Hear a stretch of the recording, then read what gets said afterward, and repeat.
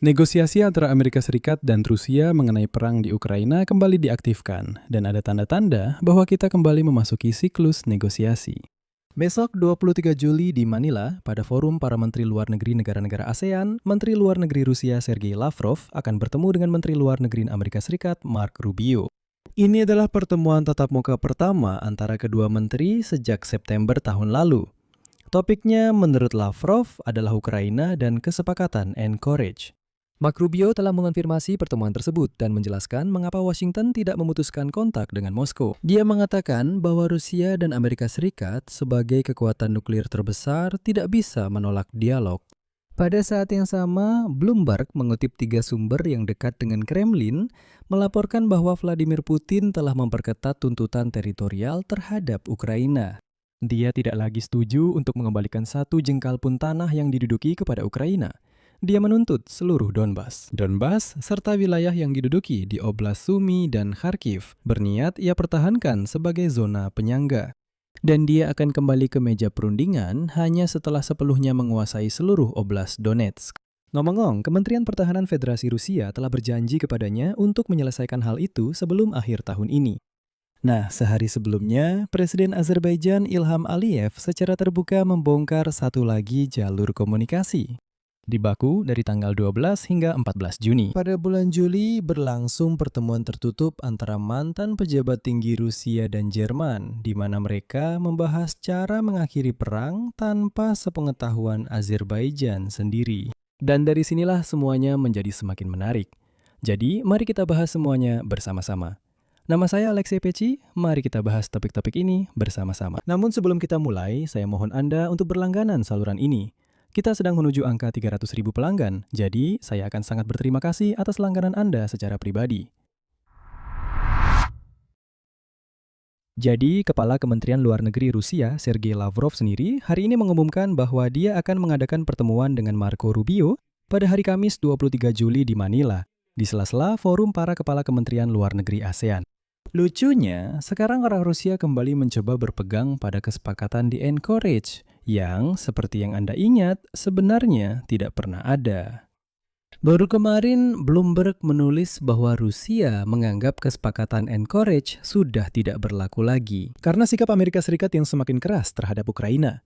Di Kremlin kembali menyatakan bahwa di Alaska, para pemimpin Amerika Serikat dan Rusia, Donald Trump dan si kerdil Vladimir Putin, disebut-sebut telah mencapai kesepakatan yang mencakup tekanan terhadap Ukraina, dengan tujuan agar Ukraina melepaskan wilayah Donetsk sebagai imbalan atas pengembalian sebagian wilayah Sumy dan Kharkiv kepada Rusia. Tapi saya ingatkan bahwa Marco Rubio diikuti oleh Sergei Lavrov. Dan setelah itu, bahkan Vladimir Putin sendiri secara terbuka pada bulan Juni mengakui bahwa sebenarnya tidak ada kesepakatan yang dicapai di Anchorage. Tidak ada yang namanya semangat Anchorage. Trump dan Putin tidak sepakat apapun di sana. Sekali lagi saya tekankan, hal ini disampaikan sendiri oleh Putin. Dia bilang, ya memang tidak ada kesepakatan apapun, tidak ada semua itu. Tapi sebulan berlalu, orang Rusia yang liar itu sudah melupakan semuanya. Dan sekarang, Lavrov. Hari ini Lavrov mengeluarkan pernyataan. Kutipan. Kami berasumsi bahwa setidaknya untuk saat ini, rekan-rekan Amerika, kami belum menolak usulan mereka sendiri di Anchorage, yang telah disampaikan dan sekarang sudah diketahui semua orang. Jadi, orang Rusia dengan muka tebal kembali mengatakan, dengarkan, di Anchorage kan ada beberapa kesepakatan. Nah, kami kembali ke sana lagi. Kami belum sepenuhnya ditolak. Sekali lagi, sebulan yang lalu, Lavrov yang sama ini, Putin, mengatakan, ya memang tidak ada kesepakatan. 1 bulan berlalu, Lavrov berkata, ya kami kan sebenarnya belum ditolak soal kesepakatan-kesepakatan itu, yang sebenarnya memang tidak pernah ada. Dan Lavrov juga mengatakan bahwa dia akan menanyakan kepada Mark Rubio tentang prediksi Donald Trump bahwa penyelesaian di Ukraina semakin dekat dibanding sebelumnya. Mengenai prediksi Presiden Trump tentang semakin dekatnya penyelesaian, ya, besok saya akan menanyakan hal itu kepada Mark Rubio. Apalagi dia juga memberikan komentar yang cukup ambigu tentang hasil pertemuan di Anchorage. Dan inilah posisi pihak Amerika dalam konteks ini. Mark Rubio mengonfirmasi pertemuan tersebut dan menjelaskan logika Washington. Katanya, Rusia dan Amerika Serikat sebagai kekuatan nuklir terbesar tidak bisa menolak dialog dan karena itu, ya mereka akan melakukan negosiasi. Dia menyatakan bahwa bagaimanapun juga, Amerika Serikat harus memiliki hubungan dengan pemerintah Rusia. Rumusan dari Departemen Luar Negeri Amerika Serikat secara umum menyimpulkan bahwa tidak berkomunikasi dengan Moskow adalah tidak masuk akal. Sementara Amerika Serikat tetap terbuka dan berniat untuk melakukannya lagi, memberikan kontribusi konstruktif untuk mengakhiri perang. Di sini perlu dicatat bahwa Washington secara langsung mengatakan bahwa mereka tidak berniat memutuskan kontak dengan Moskow, meskipun ada perang dan tidak ada kemajuan. Ini adalah posisi yang harus kita hadapi ke depannya. Ya, di sisi lain, memang selalu seperti itu. Bahkan dengan orang Rusia yang liar sekalipun, sayangnya dialog tetap diperlukan, supaya kita bisa melihat apa yang sebenarnya direncanakan oleh orang-orang biadab ini, bagaimana cara mereka berpikir, dan sebagainya. Ya, ini semacam penelitian. Kita harus memahami seperti apa sebenarnya makhluk ini. Jadi, ya, dialog dengan mereka tetap dipertahankan. Sudah jelas bahwa negosiasi bisa berjalan ke arah baru, dan sekarang Kremlin kembali menaikkan taruhannya. Apa yang terjadi sekarang adalah tanda jelas bahwa orang Rusia melihat peluang baru untuk kembali mengulur waktu, seolah-olah sedang melakukan negosiasi. Saya akan jelaskan maksud saya. Bloomberg mengutip 3 sumber yang dekat dengan Kremlin mengungkapkan posisi negosiasi baru Vladimir Putin. Dan ternyata posisi ini lebih keras dari sebelumnya. Ini secara umum adalah taktik klasik orang Rusia dalam negosiasi, eskalasi demi deeskalasi. Lalu, apa yang ditulis oleh Bloomberg? Pertama, Rusia tidak lagi berniat mengembalikan satu pun wilayah yang didudukinya kepada Ukraina dalam kerangka perjanjian apapun untuk mengakhiri perang. Sebelumnya, Moskow menyatakan bahwa Ukraina harus melepaskan Donbas sebagai imbalan atas pengembalian wilayah yang direbut di Oblast Sumy dan Kharkiv. Orang Rusia, saya ingatkan, menyebut ini sebagai semangat encourage. Namun di Washington, keberadaan kesepakatan semacam itu dibantah. Sekarang Kremlin sepenuhnya meninggalkan skema ini dan dengan sinis menegaskan bahwa orang Amerika sendiri yang bersalah karena melanggar semacam kesepakatan yang, saya ingatkan, sebenarnya tidak pernah ada di Alaska. Kedua, wilayah yang diduduki di Oblast Sumy dan Kharkiv. Rusia berniat untuk mempertahankannya sebagai zona penyangga. Dan sekarang Putin menegaskan bahwa dia tidak akan pernah mengembalikan wilayah-wilayah ini, bahkan jika dia berhasil merebut seluruh Donbas. Dan dari sini, yang ketiga, yang paling penting. Vladimir Putin masih berusaha untuk merebut seluruh Donbas. Dan dia berpendapat bahwa negosiasi hanya bisa dimulai kembali setelah tujuan ini tercapai. Jadi, maksudnya Moskow hanya siap berbicara tentang perdamaian setelah mereka menguasai seluruh wilayah Donetsk. Meskipun saya sulit membayangkan negosiasi dengan orang Rusia yang juga masih menguasai sebagian wilayah Sumy dan Kharkiv. Keempat, tentang tenggat waktu. Salah satu sumber Bloomberg mengatakan bahwa Kementerian Pertahanan Federasi Rusia sekali lagi meyakinkan Vladimir Putin bahwa tentara Rusia dengan mudah akan mendapatkan kendali penuh atas sisa wilayah Donetsk sebelum akhir tahun ini. Pada saat yang sama, sumber yang terkait langsung dengan Kementerian Pertahanan Rusia mengatakan kepada kantor berita bahwa banyak personel militer menganggap tenggat waktu tersebut tidak realistis dan memperkirakan waktu yang lebih mungkin adalah pertengahan tahun 2027. Artinya, Vladimir Putin sekali lagi menerima tenggat waktu penaklukan yang pada akhirnya tidak akan pernah terwujud. Mengapa Vladimir Putin memperkeras sikapnya? Nah, Bloomberg menyebutkan 2 alasan. Pertama, di Kremlin, mereka menganggap kesepakatan tidak resmi yang dicapai pada KTT di Anchorage pada Agustus 2025 telah gagal. Di sini kita perlu menegaskan satu pemikiran yang sangat penting. Orang Rusia selalu bernegosiasi seperti ini. Maksudnya, mereka sendiri yang membayangkan adanya kesepakatan tertentu. Mereka hampir setahun sibuk dengan kesepakatan itu, lalu akhirnya mengakui bahwa kesepakatan itu tidak pernah ada. Sekarang mereka bilang begitu. Ternyata memang ada, tapi orang Amerika yang melanggarnya. Ini persis sama seperti ketika Vladimir Putin menemukan alasan untuk memulai perang besar-besaran melawan Ukraina, dengan menyatakan bahwa konon katanya, seseorang di barat pernah secara lisan berjanji kepada orang Rusia untuk tidak memperluas NATO ke timur. Tidak ada yang pernah berjanji seperti itu. Tidak ada kesepakatan seperti itu. Tapi orang Rusia bilang, itu ada dan dilanggar, jadi itu alasan mereka untuk memulai perang besar-besaran. Di sini persis sama. Putin sudah lama mengakui bahwa tidak ada kesepakatan apapun di Anchorage. Tapi itu tidak penting, dia hanya butuh alasan. Dia bilang, ya memang tidak ada kesepakatan, tapi orang Amerika yang menggagalkannya. Jadi saya punya alasan untuk menolak posisi negosiasi apapun. Dan alasan kedua. Ini adalah keputusan Donald Trump untuk mendukung rancangan undang-undang tentang penerapan tarif hingga 100% terhadap 5 pembeli terbesar minyak Rusia. Jadi ini semacam Vladimir Putin membalas dendam kepada Trump atas undang-undang sanksi yang bahkan belum disahkan. Selain itu, agensi tersebut secara khusus menyoroti konteks bahwa, katanya, Putin memperketat posisinya di tengah meningkatnya serangan Ukraina ke wilayah Rusia, termasuk ke Moskow yang dekil. Tapi semua ini seharusnya tidak menyesatkan kita. Sebelum setiap tahap baru negosiasi, Kremlin selalu menaikkan taruhan, memperketat syarat-syarat semaksimal mungkin agar ada ruang untuk tawar-menawar. Ini adalah taktik negosiasi klasik orang Rusia. Mari kita ingat apa yang diminta Vladimir Putin di awal perang besar-besaran. Dan apa yang dia minta pada tahun 2023, apa yang dia minta setahun yang lalu, dan apa yang dia minta hari ini. Dan jika Anda merangkai semuanya, Anda akan melihat bahwa posisinya bukan semakin keras, tetapi justru perlahan-lahan menurun. Saya ingatkan, pada hari-hari pertama invasi besar-besaran, makhluk botak yang membingungkan itu duduk santai di kursi dan berkata, "Tentara Ukraina, ayo kita bicara dengan kalian, karena di sana ada teroris yang memulai perang. Kita bahkan akan mengambil Kiev dalam 3 hari dan sebagainya. Jadi, tentara Ukraina tidak akan ada, kita akan melakukan denazifikasi." Semua retorika itu pasti kalian ingat. Sekarang, sampai di titik mana Putin sudah mundur hari ini? Dia membuat zona penyangga karena Rusia sedang terbakar. Tapi seperti yang kalian pahami, jika negosiasi antara Lavrov dan Rubio di Manila adalah bagian yang terbuka untuk publik, maka pasti ada juga bagian rahasia dari negosiasi seperti itu. Sehari sebelumnya, Peskov tidak sembarangan mengatakan bahwa Kremlin siap bernegosiasi dengan Eropa. Dan disinilah Presiden Azerbaijan mengungkapkan detailnya. Ilham Aliyev dalam konferensi pers bersama Kanselir Jerman Friedrich Merz mengatakan bahwa di Baku, pada periode 12 hingga 14 Juli telah diadakan pertemuan tertutup antara mantan pejabat tinggi Rusia dan Jerman. Pertemuan itu didedikasikan untuk mencari cara mengakhiri perang di Ukraina. Berikut kutipan dari Aliyev. "Wilayah kami digunakan untuk pertemuan seperti itu tanpa sepengetahuan kami. Saya tidak bisa mengomentari detailnya karena kami tidak hadir dalam pertemuan tersebut. Namun, data penerbangan memungkinkan saya untuk menyatakan bahwa pertemuan rahasia di Baku memang benar terjadi. Jika pertemuan ini dimaksudkan untuk membantu mengakhiri perang antara Rusia dan Ukraina, kami hanya bisa menyambutnya."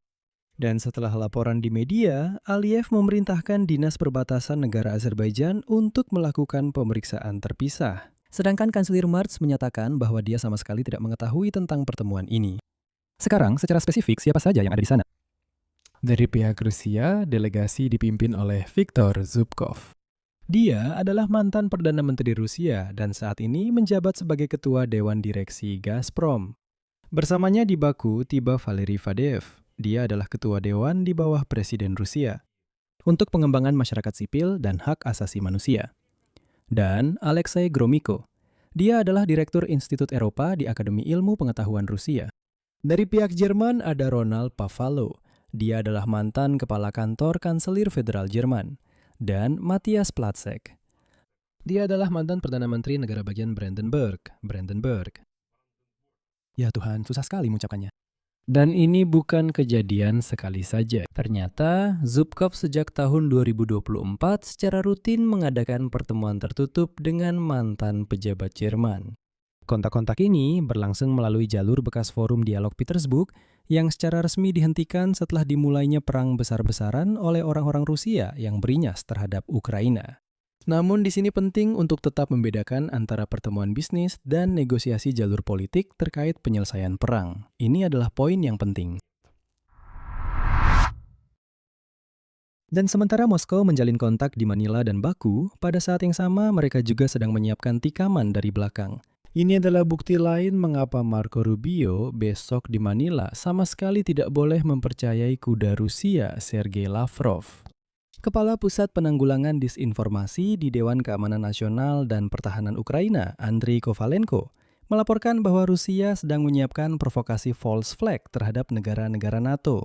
Secara khusus, Federasi Rusia dapat menggunakan drone yang disamarkan sebagai milik Ukraina untuk menyerang negara-negara Baltik dan melakukan provokasi di wilayah Polandia. Tujuan dari operasi semacam itu adalah untuk merusak kepercayaan terhadap Ukraina di antara para sekutu. Dan untuk persiapan serta pelaksanaannya yang bertanggung jawab adalah GRU Rusia. Dan ini omong-omong bukan peringatan pertama seperti ini.